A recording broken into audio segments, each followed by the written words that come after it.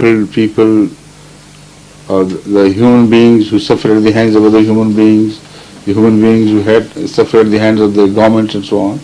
This is the moral image you have created. Like America had created the image of being champion of nations which are trampled by dictatorship, which are completely subjugated to the will of some despots and so on.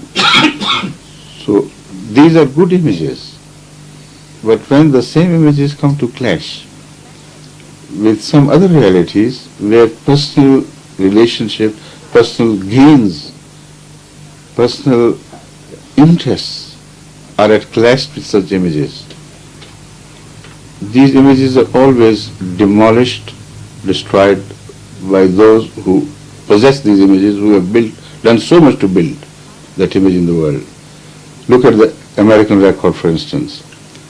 What happened in the South American states, those despots who could not stay in power without American support,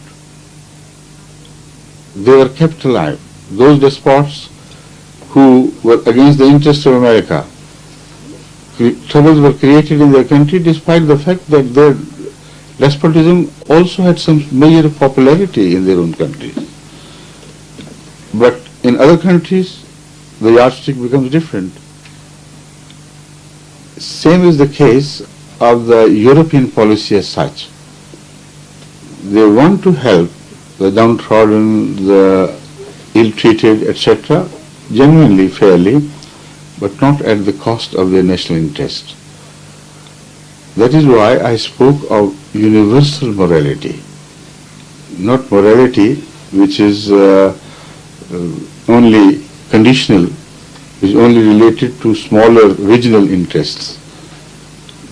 When morality is divided into regional morality, then it is no morality. It doesn't solve any problem, it doesn't serve any purpose. So in the case you have referred to, I must pay tribute to the British government of doing it wisely, not brutally like many other governments could have done. I am quite sure they must have negotiated with the Saoudians and telling them their limitations and compulsions and informing them that they can't hand him over directly to them, they will send him to some other place and get rid of the responsibility. So they must have diplomatically worked hard to find a country, to convince the government of that country to take this, hot brick away from them until it cools down. And that is what they did. So they, in fact, avoided the immediate crisis by doing so. At the same time, they permitted that individual to use the British law against the British government and feel free to do whatever he likes by going to the courts and appealing against the British decision in the British courts. This is quite fair, but as I have told you, they had some difficulty, of course, in keeping both the images correct. One was the national image of economy, the government's attitude to the British economy, and the other was the image they had made of being champions of downtrodden people and so on and so forth. Anything else, please? Yes? Good evening, Your Holiness. My name is Nicola Wolf, and my question is, in the introduction we heard that certain prophecies prophesied by Jesus Christ were fulfilled in the second Messiah. Can you tell me what those prophecies were, please? Yes, certain prophecies of Jesus Christ were fulfilled in relation to his second advent. Is that right? Who introduced this subject? Bilal. Bilal? Why didn't you illustrate yourself? I did very briefly. I only have short time to do so. What prophecies did you have in mind, for instance? I mentioned the eclipse of the sun and the moon. Huh? I mentioned the eclipse, That's right, I understand. What else? And the Holy Prophet's prophecy of the same thing, the eclipses. Please. You know, this is a very debatable issue as to how the prophecies should be read. That's why I inquired from him what prophecies he had in mind. I had some different prophecies in mind, but because the prophecies are always debated concerning their message and interpretation, so it's a difficult subject to enter, and on the basis of just this, it's not generally possible to make a clear-cut decision. But I had in mind a different prophecy which is mentioned in the Holy Quran very clearly, along with the prophecy he mentioned as well.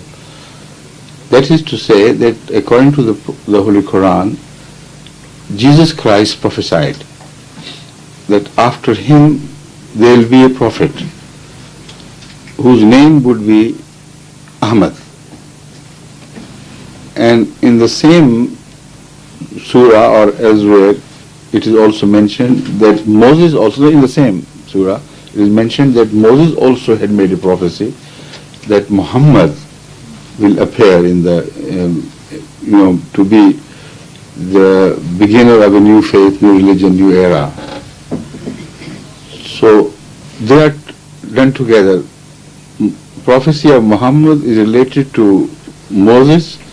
Prophecy of Ahmed is related to Jesus Christ.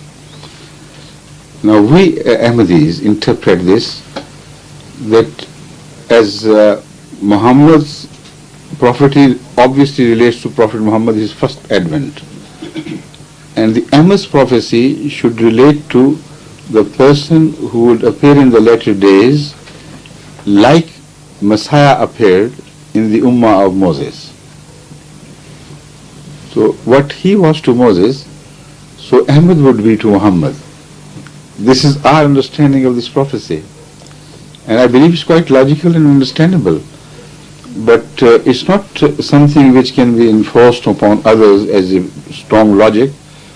But if anybody reads this with an unprejudiced, unbiased attitude, he can see the wisdom and the balance of this. The Holy Quran says Moses prophesied Muhammad and Jesus prophesied Ahmed. Now relate this to the prophecy of the Holy Prophet himself that in his Ummah also there will be a Messiah. Like Moses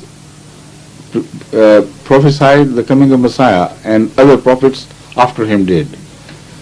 So Hadhrat Rasulullah, the founder of Islam, also prophesied the coming of a Messiah. Now this could be the same. Now the issue is, what is the proof of that there was Muhammad name mentioned in the Bible? The proof lies in the fact that in the older translations of Bible, the prophecy of someone coming to bring about a new faith, new religion, new era is contained, and the word is translated as Muhammadin. Who will come? He will be Muhammadin.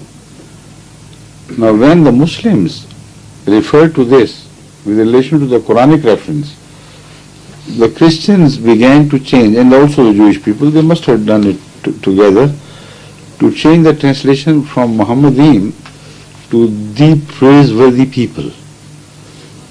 Now the argument they presented in favor of this change was that Muhammadin is a plural and Muhammad name is a singular.